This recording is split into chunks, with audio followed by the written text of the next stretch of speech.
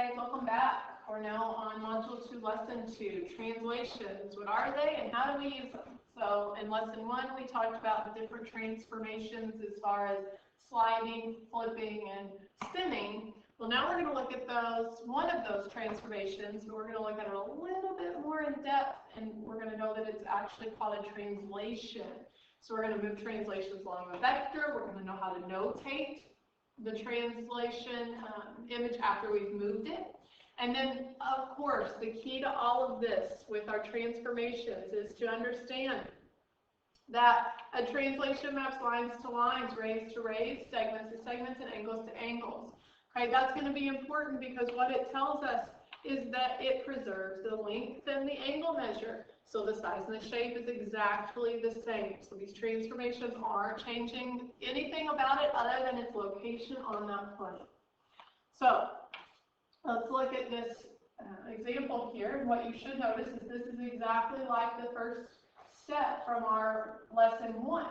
And what did we say was the transformation that got the original to the first one easiest? And you should remember that we called it a slide. Well, now we know that a slide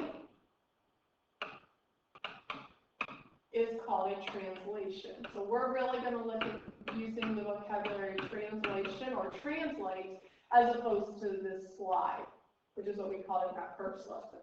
So we had to translate this figure up to this figure. Now, we talked about it last time. We said up and to the right or to the right and up. Well, now instead of having to use that language, we just use a vector.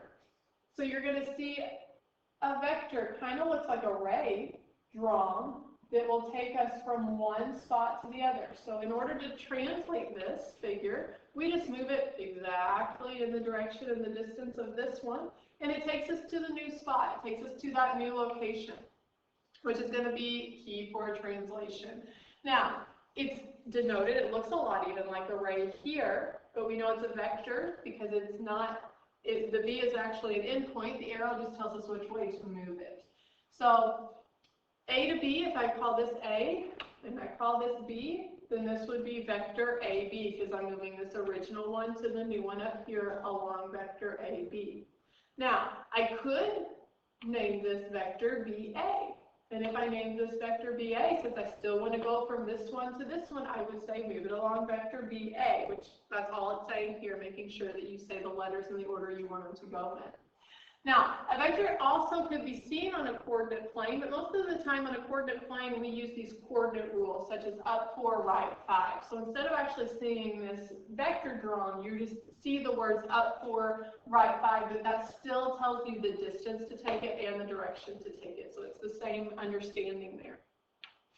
Now, I'm going to let you guys try it. So if you go to pages 4 and 5 in your binder, I want you to do what it says. Draw at least 3 vectors to show how the translation moves. It wants you to use the vocabulary and the notation. Now, I'm not going to make you move all of these figures along 3 different vectors. I'm just going to have you choose one figure for each vector. So you'll move a total of 3 different figures. I have an example here. I'm going to move figure R along vector CD. So I'm going to take my transparency. I'm going to trace my vector and my figure R, and then I'm going to translate it. So I'm going to translate my figure R along C to D. So where it started out at C, I'm going to move it straight up with the D. I'm going to end it where the D is. And you'll notice that the actual size and shape of R did not change, just the location. It started out as a moon type shape, a crescent shape, and it's still a crescent shape now. There's 2 different ways we can notate this. Since this says R here, figure R, we could call this R prime. Okay? R prime just means it's an R with a little line behind it, and that means this is the original R, this is the figure after we moved it, which is called R prime. You're also going to hear this called pre-image and image. The pre-image is what it is before it moves. So if R was the pre-image, then instead of calling this R prime, we would call this the image of R. So I don't care which way you write that as long as you have it notated. They're both correct. So you're going to do this 3 different times. You're going to move 3 of the shapes along any vector you want to. Maybe you move S along a vector going this direction. That's fine too. Does not matter. You pick the vector, you pick the shape. You move 3 of them. Exercise 2. This is where you're really going to have to remember that it doesn't change size or shape. So if I'm moving along vector H to I, that means everything started at H and went to the direction of I. That's going to be important, knowing which one was the original and which one is the new one, or which one is the pre-image and which one is the image. I'm going to just do this angle with you, and I'm going to let you guys do the rest of them, and we're going to check them tomorrow in class. So if this is the original, and it went down to I, that means the original point C, notice it doesn't have any notation, it's just the original C. After it was translated along HI, then this would become C prime.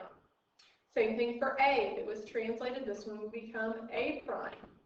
I know that this is the original and this is the new one because of that prime, so this would be B prime. And something that we said was very important from the beginning is because this angle is 31 degrees, since all we're doing is sliding it along a vector. It's not changing the size of the shape, so the size of this angle is still 31 degrees. So I want you to do that with the other 2 figures here. Make sure you notate them correctly and you put in the measurements if they need the measurements, and we will look at that first thing tomorrow. Okay, a couple more real quick. We're going to look at this image here. So what we have here is this line, and we have a vector, and it wants us to move this line L along this vector. So I just traced my line L and I traced this vector here on top of it, and I'm going to use a different color to show what would happen if I draw this, right? If I move this same green line L along this vector. Well, what we notice is that's the same line as what we started with. So when I move a line left to right, it's the same thing. And when you get the same line, then it's called coinciding. We know a line is forever. So if I extend that black line, the one along that vector, it becomes that same green line I started with. So the same line means it's coinciding. They're coinciding lines. Right, and real quick, number 4 down here, this is page 10 in your binder. What happens if I move this line L up along this vector? So now if I move it up, so I have the same line L, you have it on your transparency, and you're going to slide it along vector A to B, and you're going to move it up that direction. Well, what's going to happen? Oops. Try this again. There we go. I move it up in the same direction, the same distance, and now I have parallel lines. So what you'll notice is if it started out as a line up here, it ended as a line up here. If it started out as a line down here, it ended as a line up here. These are coinciding because I just moved that line left or right. It's part of the same line. These are parallel because I moved it up or down, but they're still lines. So let's look and see.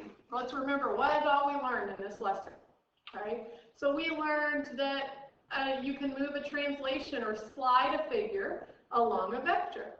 We know that if it starts out as a point or a line or a figure, you translate it along it, and it's still a point, a line, or a figure because the lengths are preserved and the distances of the angles are preserved. Okay, we know that our notation, if it was the original, it's P. If it's the new one, it's P prime. All right. I look forward to any questions or comments that you might have for me tomorrow. I hope that this has been beneficial. Rewind it if you need to. Go back and look in your binder pages again, and I hope that you have a great night.